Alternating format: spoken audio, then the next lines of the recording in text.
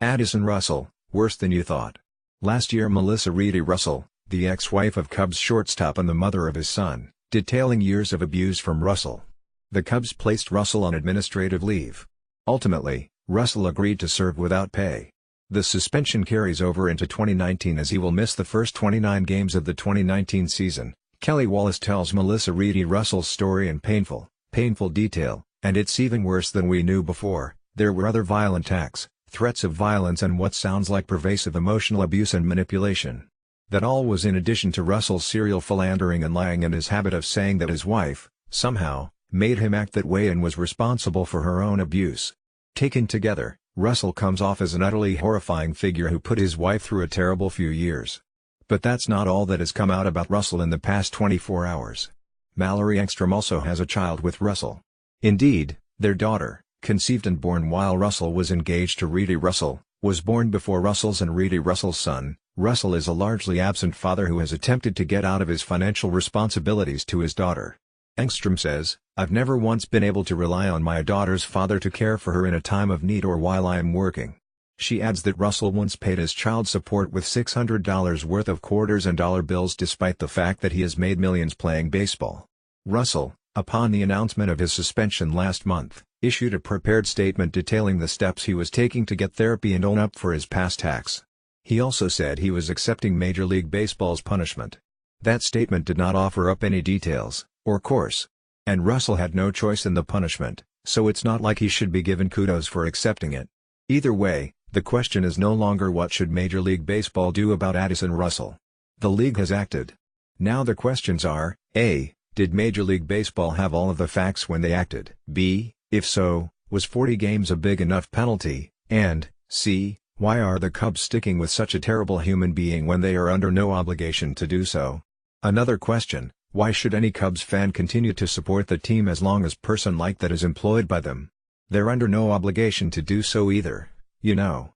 Ever since the likes of Barry Bonds, Mark McGwire, Sammy Sosa, Rafael Palmeiro, and other steroid-era greats have appeared on Hall of Fame ballots, voters have cited the character clause as justification for not voting for them. It has seemed that, over the last decade or so, performance-enhancing drug use is the issue for which the character clause is invoked. Of current revealed Hall of Fame ballots, curated by Ryan Thibodeau, Adam Duray, John DeVivo, and Anthony Calamis, Curt Schilling is currently on track to achieve the necessary 75% of the vote to become enshrined in Cooperstown. Only 17.2% of the ballots are known, so a lot can happen between now and when the final ballot is counted. As it stands, it's mystifying that Schilling has so much support from an electorate that has spent much of the past decade wringing hands over pet users and their purported questionable character. Just considering his on-field performance, Schilling was a Hall of Fame talent. He retired with 216 wins, a 3.46 ERA, and 3,116 strikeouts. Baseball Reference credits him with 80.6 wins above replacement over his career. He made the All-Star team 6 times, had 3 runner-up finishes in Cy Young voting, won a World Series ring 3 times, and won both an NLCS MVP award and World Series MVP award. Schilling is one of only 16 pitchers in the 3,000 strikeout club.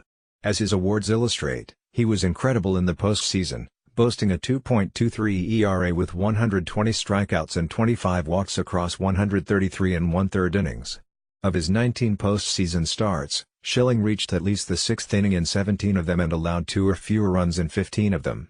Had Schilling simply galloped off into the sunset when his playing career was over, there would be no debate about his candidacy.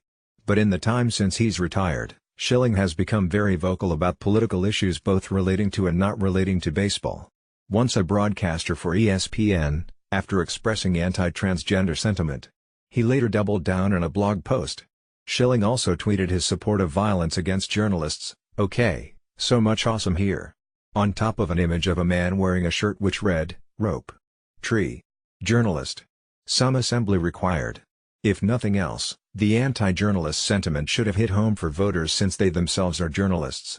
That this in particular, and not everything taken together, would be the thing that hits home illustrates why we need a more diverse electorate. The idea that the media is to be distrusted and punished has been spread far and wide over the past 2 years, helping to result in the United States' addition to the most dangerous countries for journalists for the first time.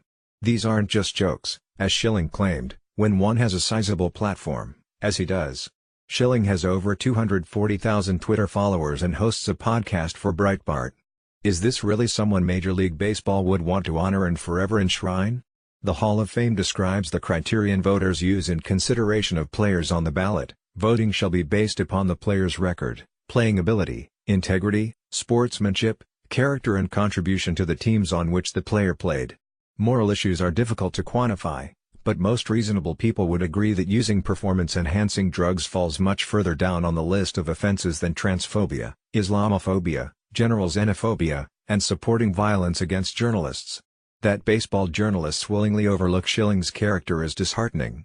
Baseball writing is an industry that should and commonly does ask for better from the players, and managers and coaches and other writers. Schilling's vote percentages, starting from the time he became eligible, 2013, to last year, have been 38.8, 29.2, 39.2, 52.3, 45, and 51.2. More than likely, Schilling will not reach the necessary 75% and he'll be shut out of the Hall of Fame for another year.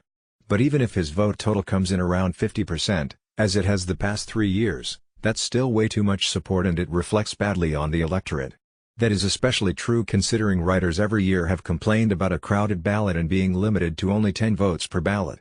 Some deserving players on the cusp, like Edgar Martinez and Mike Messina, would really benefit from writers ceasing to vote for a former player with lacking character.